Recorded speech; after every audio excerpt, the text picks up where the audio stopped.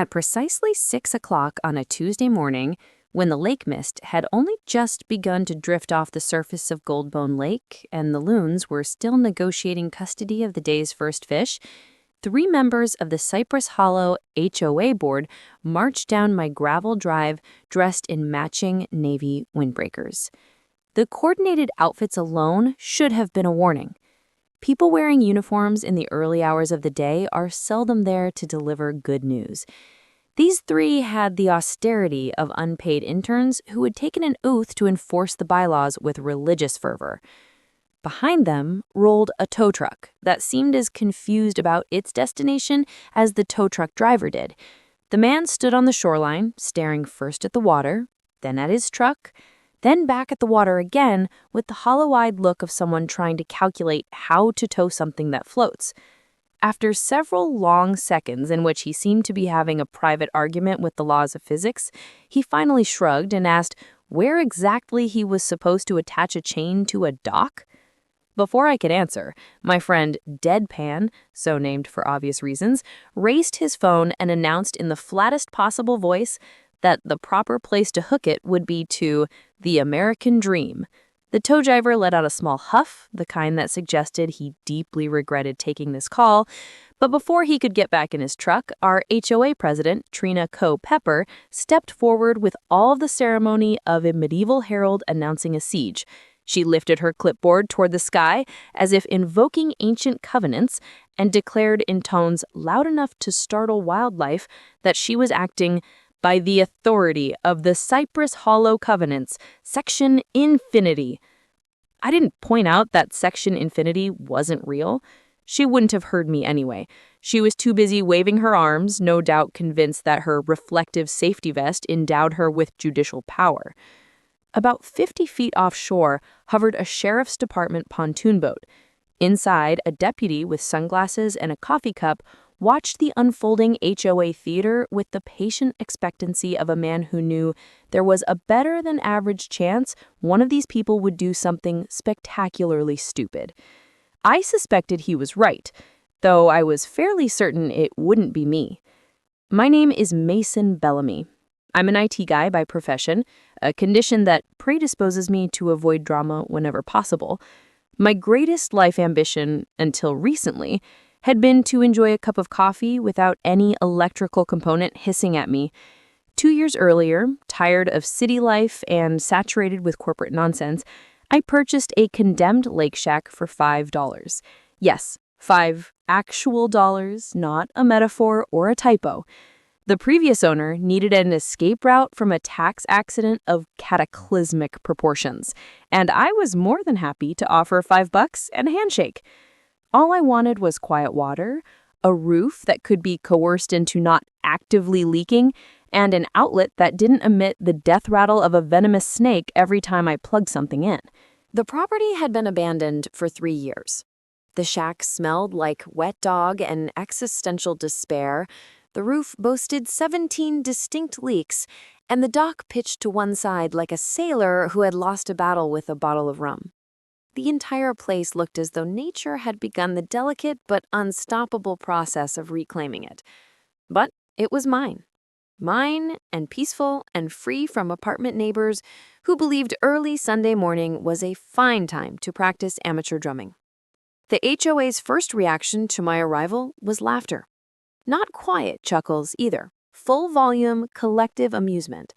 At their next meeting, Trina presented my purchase to the room like a comedic interlude, complete with photos printed on glossy paper.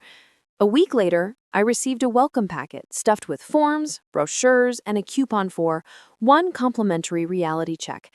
The note inside encouraged me to review their 47-page architectural guideline manual. Every page was dedicated to acceptable shades of beige or approved mailbox fonts. I laughed, assuming, naively, that it was all just overzealous micromanaging, nothing more. Renovation became my weekend ritual.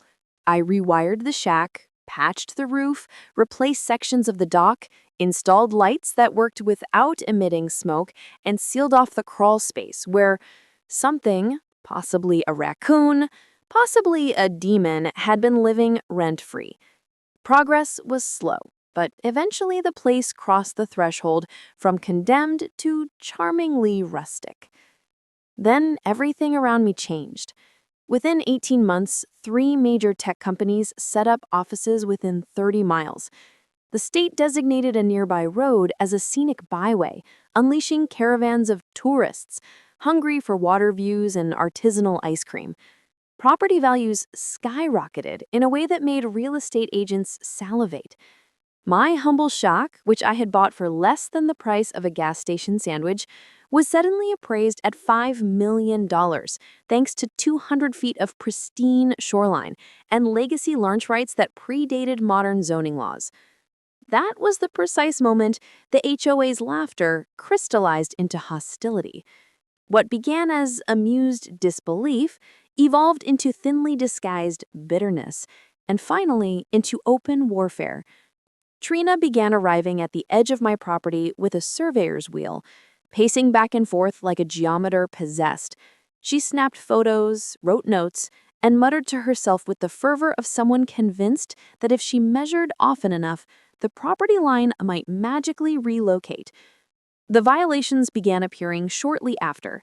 The first cited me for maintaining an unapproved rustic aesthetic, which I'm fairly certain is not a real phrase outside of Pinterest. My cedar siding, which had weathered naturally and beautifully, apparently violated her sacred palette of acceptable neutrals. I received a small sample card of the only beige hue she believed suitable, a dismal, energy-sapping color that resembled wet paper towels. Next, I was cited for maintaining an unauthorized dock, though my dock had existed decades before the HOA had even been conceived. The notice was typed on official HOA letterhead, stamped for unnecessary emphasis. Then came the kayaks. Bright blue, sleek, and entirely non-offensive. The HOA declared them a visual menace. They apparently clashed with the community color scheme. The fact that they matched the lake itself did not sway Trina's sense of tyranny. She wanted them painted taupe. Things escalated sharply when several motion-activated cameras appeared on utility poles facing my property, allegedly for traffic studies on a road where the daily vehicle count hovered around 3. One camera with night vision pointed directly at my porch light. When that failed to produce the desired result, Trina began trespassing, measuring my grass with the precision of a deranged quilting instructor. Violation notices appeared with the frequency of junk mail, wind chimes too melodic, firewood stacked too ruggedly, bird feeders attracting unauthorized wildlife. Each citation arrived as though it were a state emergency, complete with highlighted passages and bolded threats.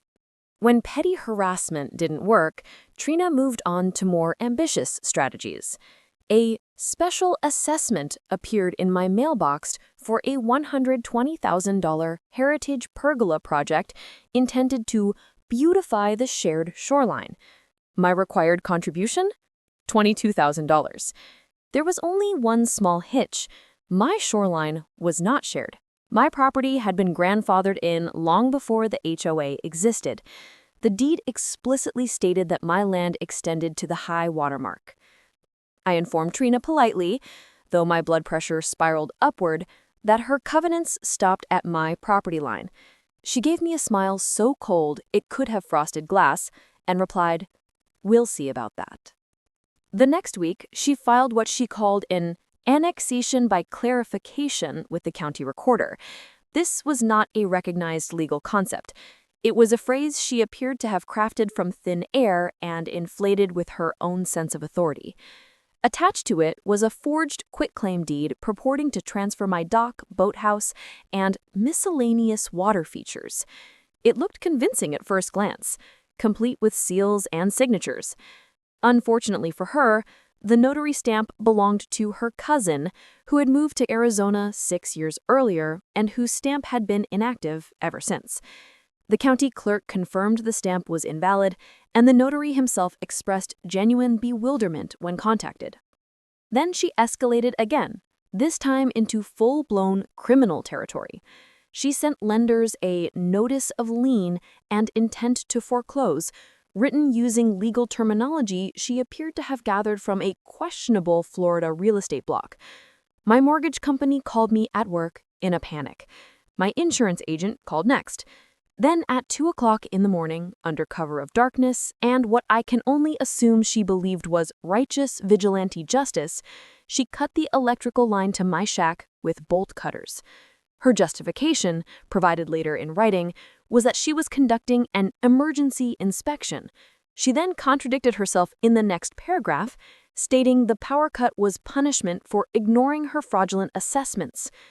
That was the moment this entire charade tipped from irritating to felony stupid. The sheriff's department responded and filed a vandalism report.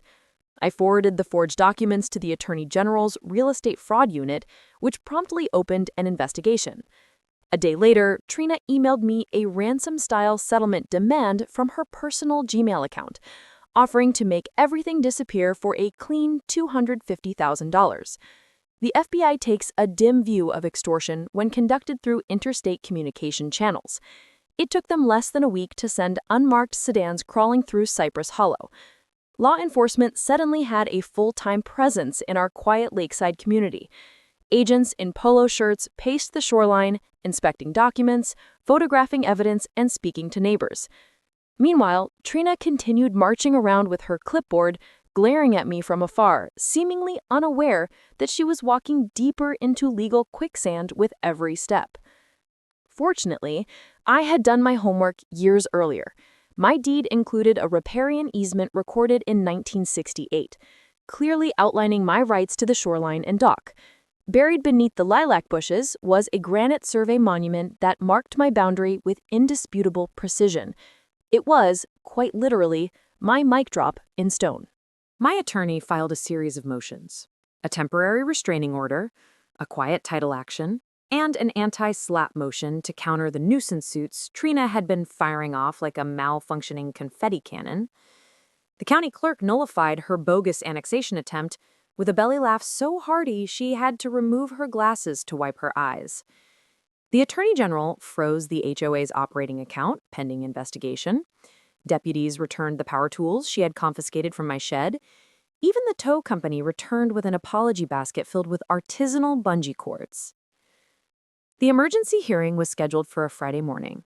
Trina arrived wearing a blazer, the precise shade of righteous indignation, clutching 3 binders, bursting with color-coded tabs. She had prepared a full PowerPoint presentation titled The Greater Good. Slide 1 displayed a neighborhood map with my property outlined in red, as though it were a zone of contagion. Slide 2 featured my Zillow estimate, blown up, highlighted, and circled in frantic red marker. Her argument, delivered with dramatic pauses and forceful jabs of her laser pointer, insisted that my inflated property value posed a threat to the financial harmony of the community. According to her, it was the HOA's solemn duty to acquire my land for the collective well-being. She referenced eminent domain, misquoting it so badly that the judge visibly flinched. My attorney, unbothered, unhurried, let her run through her entire 20-minute manifesto. When she finally paused for breath, he inserted a USB drive labeled Receipts into the court's projector. The ensuing slideshow rendered the courtroom silent. There was time-stamped footage from my Ring cameras showing Trina trespassing a dozen times, sometimes at night, sometimes holding a flashlight, once carrying a can of spray paint she used to incorrectly shift my property boundary markers. There were side-by-side comparisons of notary signatures that highlighted the obvious forgery. Screenshots from the HOA group chat displayed messages bragging about their plan to take my dock, and assumptions that no one ever checks county records. Bank statements revealed HOA funds being used to cover her personal legal fees. The judge removed his glasses, polished them slowly, replaced them, and stared at Trina with a level of calm disappointment that could have melted metal. He asked her attorney if he could explain the evidence. The man paled, then admitted he had been unaware of most of it, and immediately requested a recess. Trina whispered at him urgently. He shook his head. She whispered again, more desperately. He began packing his briefcase. The judge voided every fraudulent lien. He fined the HOA heavily. He referred Trina's conduct to the district attorney for forgery, recording false instruments, attempted grand theft, and several other charges that ensured she would soon become intimately familiar with the legal system. He appointed a receiver to run the HOA, ordered refunds of all bogus assessments, awarded me attorney's fees, and, perhaps for theatrical flair, granted me the permanent legal right to host an annual dock party. I named it Section Infinity in her honor. Trina's complexion cycled from crimson to pale to an almost greenish gray. Her hands shook so badly she dropped her clipboard, scattering her neatly tabbed documents across the floor. Her lawyer slipped her a criminal defense attorney's business card and left the room without a backward glance. When the sentence came, she looked as if she were hearing it from underwater. She was ordered to perform 400 hours of community service, scraping zebra mussels off public piers, wearing a neon vest labeled "Ask Me About Deeds." She was fined $15,000, plus $23,000 more in restitution to HOA members she had defrauded. She was permanently removed from the HOA board and barred from serving on any board in the state for a decade. A restraining order prohibited her from coming within 500 feet of my property. As she stood trembling, eyes wide and vacant, the judge informed her that additional criminal charges were pending. She opened her mouth to speak twice, producing only small, strangled sounds before finally collapsing into her chair like a marionette with its strings cut. I walked out of the courthouse into bright sunlight, feeling the most profound sense of peace I had experienced in years. My dock still floated exactly where it always had. My shack still leaned slightly to the left, stubbornly charming. The lake shimmered, the air smelled of pine, and for the first time since moving to Goldbone Lake, I felt like I had finally reclaimed the quiet life I purchased for $5 and a dream. The HOA learned what I had known all along. Paperwork does not beat property law, clipboards do not outrank deeds, and Section Infinity, whatever it was, had no real power at all. Only facts did, and justice, when it finally arrived, did so with a clarity sharper than lake air at dawn.